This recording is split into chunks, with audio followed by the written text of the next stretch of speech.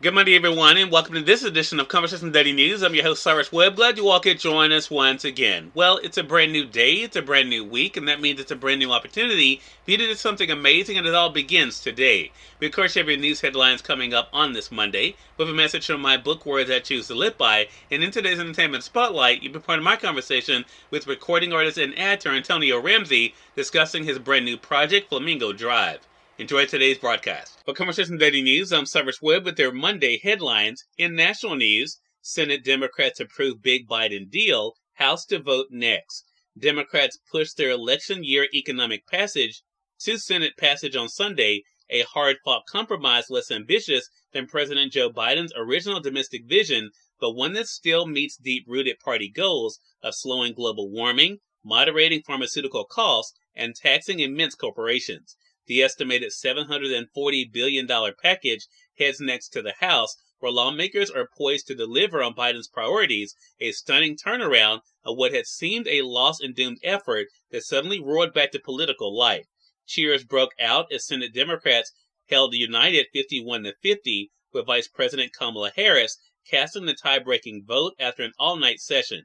Today, Senate Democrats sided with American families over special interests. President Joe Biden said in the statement from Delaware, "I ran for president promising to make government work for working families again, and that is what this bill does, period."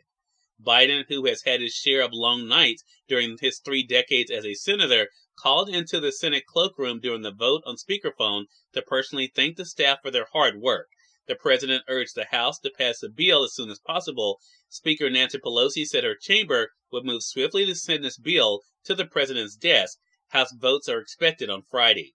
It's been a long, tough, winding road, but at last we have arrived, says Senate Majority Leader Chuck Schumer ahead of final votes. The Senate is making history. I am confident the Inflation Reduction Act will endure as one of the defining legislative feats of the 21st century, he said.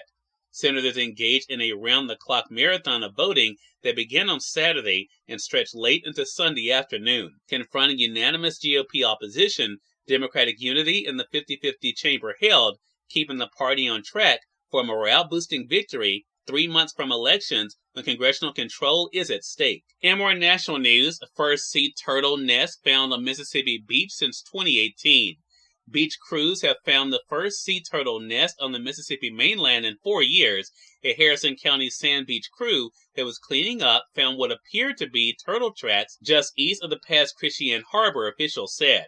They protected the area and called the Institute for Marine Mammal Studies in Gulfport, which followed the tracks to a nesting site that is now marked off with stakes and tape. The eggs likely belong to a protected loggerhead sea turtle or an even rarer Kemp's Riddler sea turtle, which is the most critically endangered species of sea turtle, said the president of the Marine Studies Group. The exact species of turtle won't be known until the eggs hatch in 50 to 60 days. Only about 1 in 10,000 sea turtle eggs reach adulthood. Turtles lay between 60 to 100 eggs in a nest and have multiple nests during a season. In more national news, Alex Jones' $49.3 million verdict and the future of misinformation. Alex Jones is facing a hefty price tag for his lies about the Sandy Hook Elementary School massacre, $49.3 million in damages and counting, for claiming the nation's deadliest school shooting was a hoax, a punishing salvo in a fledgling war on harmful misinformation. But what does this week's verdict, the first of 3 Sandy Hook-related cases against Jones to be decided, mean for the larger misinformation ecosystem, a social media-fueled world of election denial, COVID-19 skepticism, and other dubious claims that the InfoWars conspiracy theorists helped build? I think a lot of people are thinking of this as sort of a blow against fake news, and it's important to realize that libel law deals with a very particular kind of fake news, said a First Amendment professor at the UCLA School of Law. U.S. courts have long held that defamation statements, falsehoods damaging the reputation of a person or a business, aren't protected as free speech, but lies about other subjects like science, history, or the government are. In business news, Wall Street falls as jobs data suggests Fed hikes not over. Stock indexes closed mostly lower Friday after a roller coaster day following a blockbuster report on the U.S. jobs market that offered both good and bad news for Wall Street. The S&P 500 index ended 0.2% lower after recovering from an early slide as investors reacted to the report, which showed the U.S. employers unexpectedly added hundreds of thousands more jobs than forecast last month. And finally, in entertainment news, Brad Pitt's Bullet Train pulls into station with $30 million. That made the top 5 movies over the weekend. Number 1, Bullet Train with $30.1 million. Number 2, DC League of Super Pets with $11 million. Number 3, Nope with $9 million. Number 4, Thor, Love and Thunder with $8 million. And number 5, Minions, The Rise of Gru with $7 million. Cyrus Webb, Conversations Daily News. It's now time for a message from my book, Words I Choose to Live By. Enjoy. Good Monday, everyone. I'm Cyrus Webb, and welcome to Words I Choose to Live By. Ready to feel empowered and move to the next level in your life? It begins with staying plugged into the source. If you're connected to the Creator and all that He has available for you, then you will remain fired up and charged for every challenging situation that comes your way. Do not stay off the charger too long. You'll need that energy to stay motivated and keep going. Have a great Monday. Antonio Ramsey is featured in today's Entertainment Spotlight here on Conversation Daily News. For Conversation Daily News, I'm Cyrus Webb with the Entertainment Spotlight. Recording artist and actor Antonio Ramsey joined me on Conversations Live, the radio show, to talk about his extraordinary career and new album, Flamingo Drive. Here's a bit of our conversation. One thing about you, man, is the consistency. I think about the very first time I interviewed with you, which is really crazy to think about. I mean, you've been able to do so much when it comes to music. Antonio, what has it been like for you to see the way, not only, of course, the fans have continued to gravitate towards your music, but also the way that they've stayed with you over the years?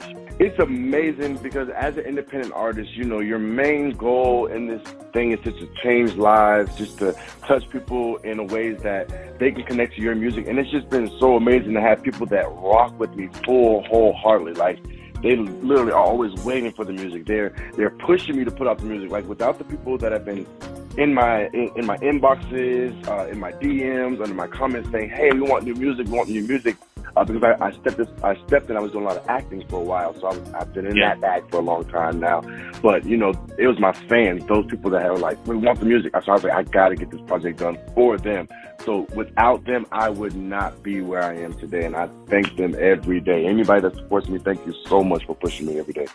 Yeah, and the thing is, man, you've made it easy in that one thing about you, no matter what you're doing, the consistency is there. So I think that goes a lot to the work ethic. So let's talk about that and the personal angle to Flamingo Drive for you. How much of where you come from, Antonio, how much does that really push you and really keep you moving forward?